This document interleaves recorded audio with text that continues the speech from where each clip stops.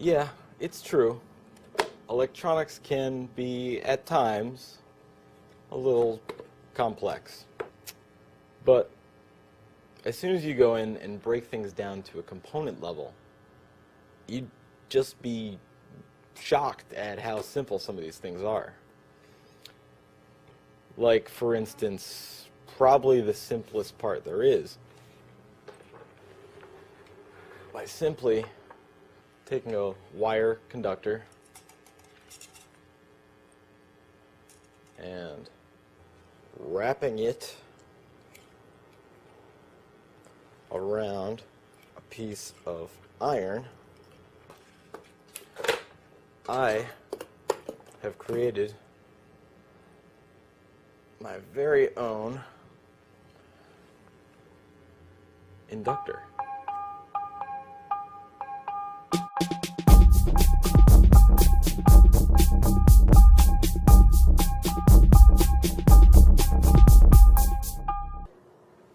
Now, you might not have heard an awful lot about them, but what they do is pretty amazing, especially considering their simple construction. An inductor, or coil as it's sometimes called, is just that, a coil of wire conductor wrapped around a core. Now, the core is often made of iron, but it could also be plastic or even air, like this one.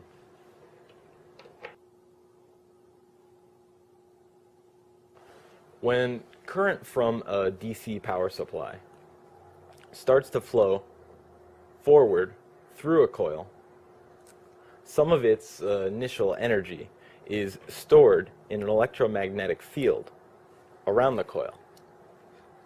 As you may have guessed, this electromagnetic field is the basis for electromagnets. And electromagnets are used like everywhere. Well, a lot of places. Motors, solenoids, relays, tons of stuff. They're super useful. We can make a small electromagnet using just a D-cell battery, an iron nail, and some enameled wire.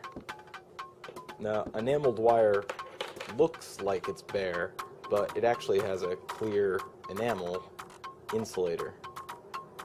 Just wind the wire around the nail, keeping the coil as tight as possible, keeping the windings right next to each other. Keep working your way down until you've covered most of the nail. The more windings you use, the stronger the electromagnet will be. Once you're done, pull a length off to connect to our battery. Strip off the ends, make sure that I can get good contact, connect to the D-cell battery. Once the coil builds up its field, it's just a straight conductor, the short to the battery's positive and negative terminals, which also means that it can get very hot. Just to avoid any more little finger burns, I'm going to use a small piece of wood to hold the wire on to the negative terminal. Lay out some test subjects, connect, and magnetization has been achieved. And of course, when we let go,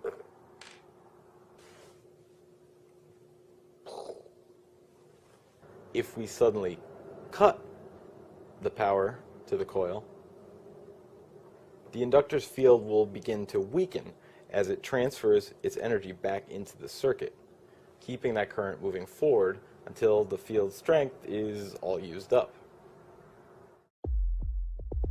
It's easy to see the action of inductance by using a square wave passed through a coil.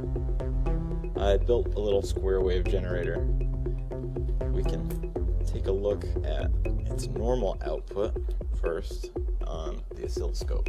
We see our nice predictable square wave. 0 volts up to about 7 volts, back down to 0, 7, over and over again. Now, I'll leave that first probe hooked up and connect the second, seeing the signal after it's passed through an inductor. Much different. Curvy. And that curviness, that makes sense. It'd probably be easier to see if I just overlaid the original square wave signal. There we go.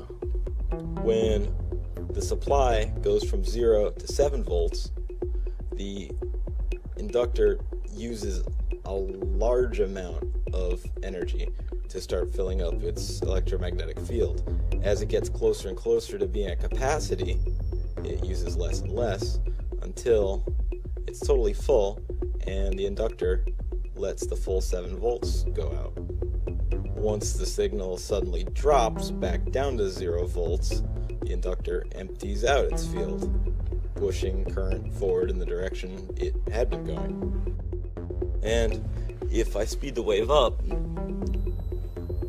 can see that it's shying away from passing that full 7 volts. Like right here, it's not even getting there, and it's not even dropping all the way down to 0. If you had a varying signal faster than this, you wouldn't see much change at all. Now this filling up and emptying of an electromagnetic field makes the inductor seem kind of reluctant to change. It's pretty slow in conducting quick changes. That might sound like kind of a bad trait at first, but it can be really useful when we want to remove spikes and dips from a power supply's output. That brings up another important use, actually.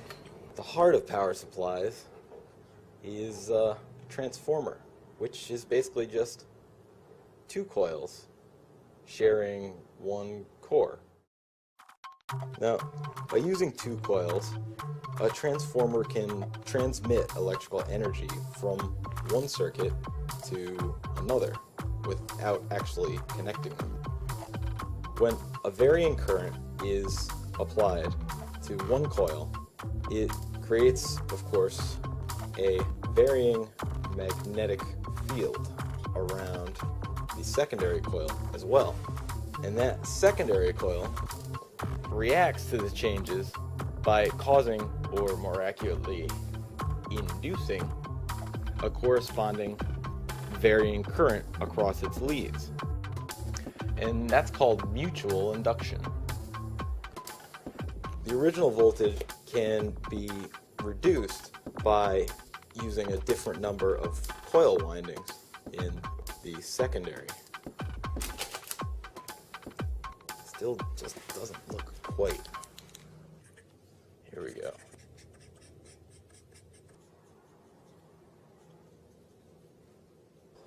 Angry transformer.